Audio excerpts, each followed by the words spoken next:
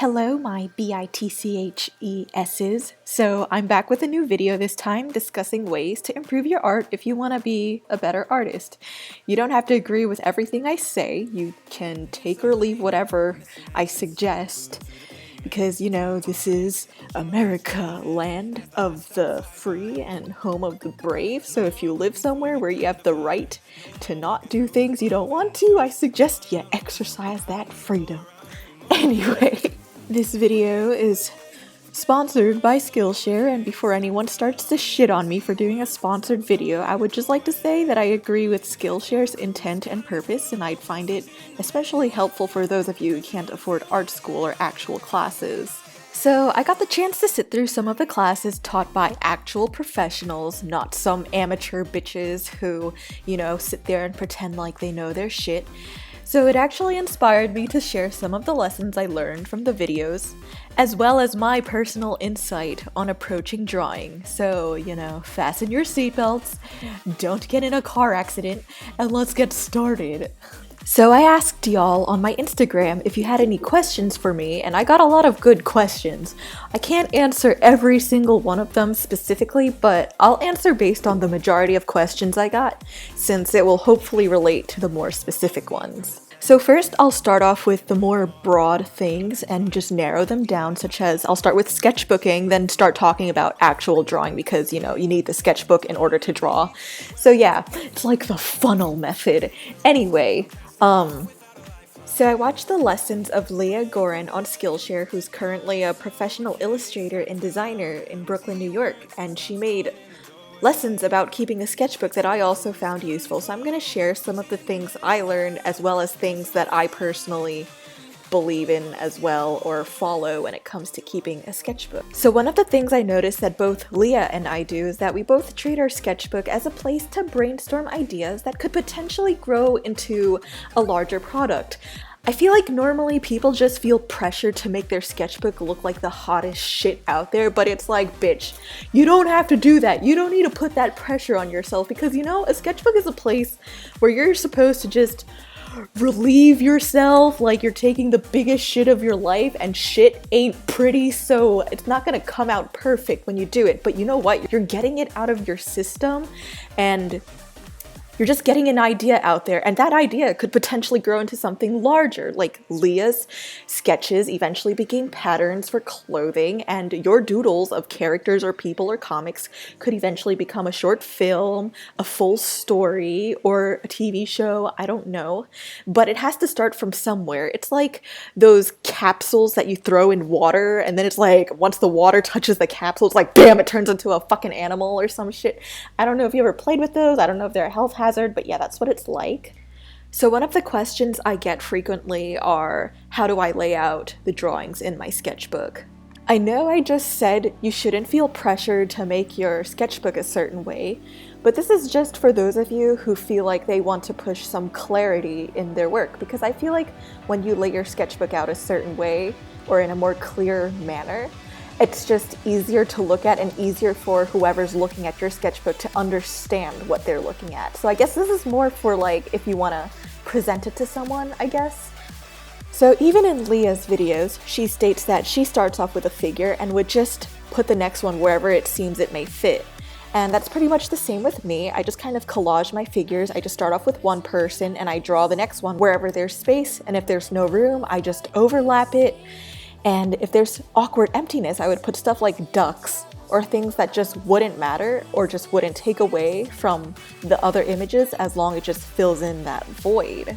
So if you ever have awkward empty spaces in your sketchbook that you just feel like you want to fit in, some suggestions I would say are the back of heads, animals for you that are easy to draw, or just backs of people's bodies, only because there's no face for people to focus on. People are just so sensitive towards faces that they automatically look at them.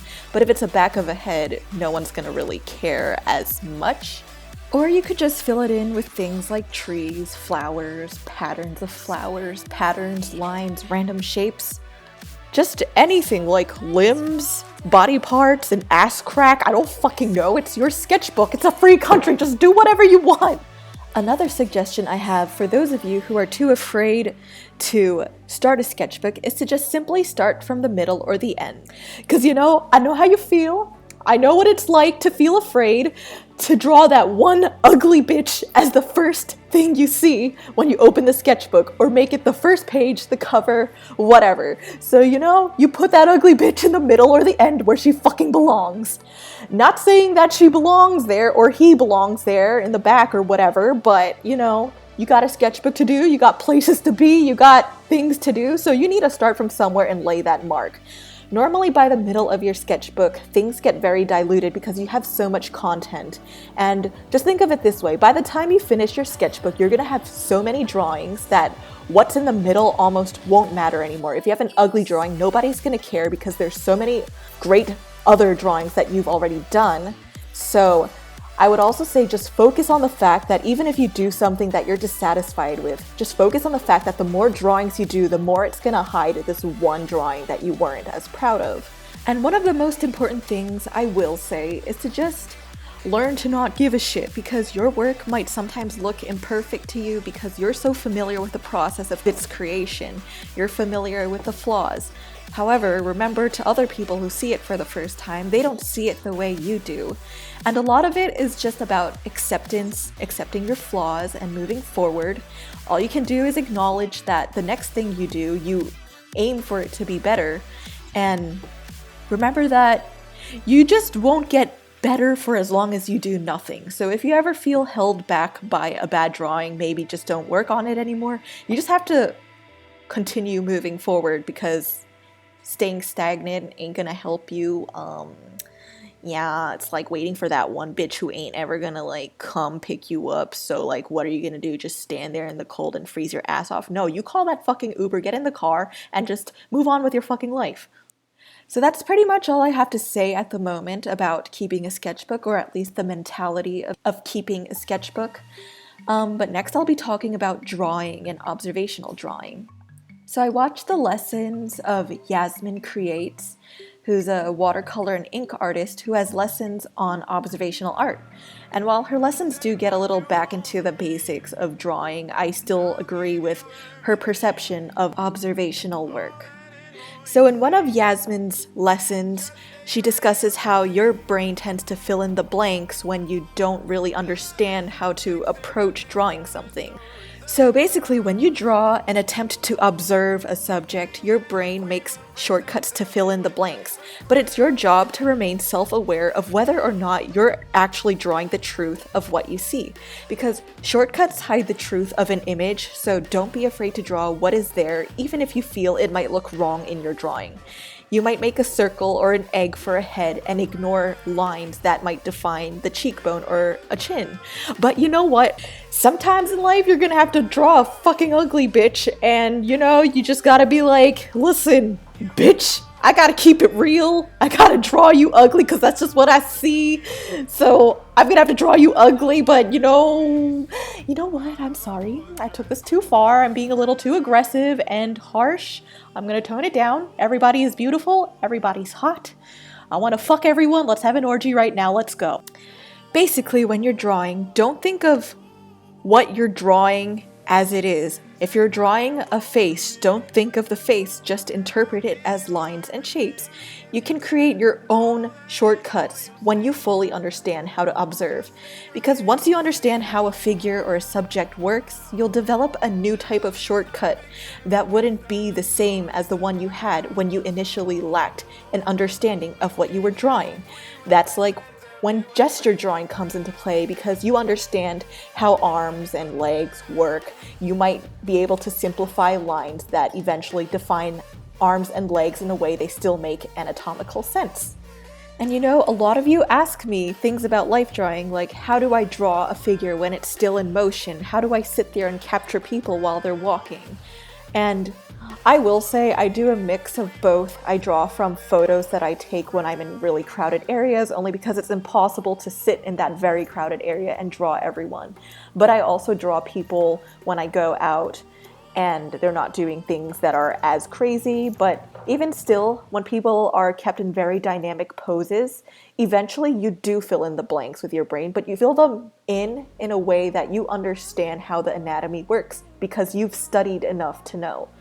Even though I use photos sometimes to refer to when I draw, I wouldn't say to rely on them only because they tend to stiffen your images up. But one tip I will say that I found useful is to just take a burst of images on your phone of someone moving. So you just keep clicking that button, or if you have the burst option, just burst some photos of this person moving, because you're drawing the same person again, only in multiple poses, and try to make them fast drawings because you're forcing your brain and you're training it to understand how the body works and how it moves in a really fast manner, so that the next time when you do draw somebody in real life, you can capture them while they're in motion because you can draw fast and you understand how certain parts of their body might work.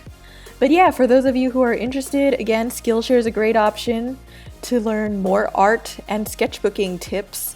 Skillshare is an online learning community for creators with more than 15,000 classes in design, photo, and more.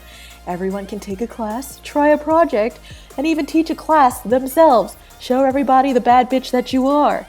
And you know, the biggest value of being a Skillshare member is just being able to take as many classes as you want in tons of different categories without paying for each one. If you want to be a premium member, it's as low as $10 a month for unlimited access to learning, unlimited access to knowledge, unlimited access to power. Why wouldn't you want to be powerful for $10 fucking dollars?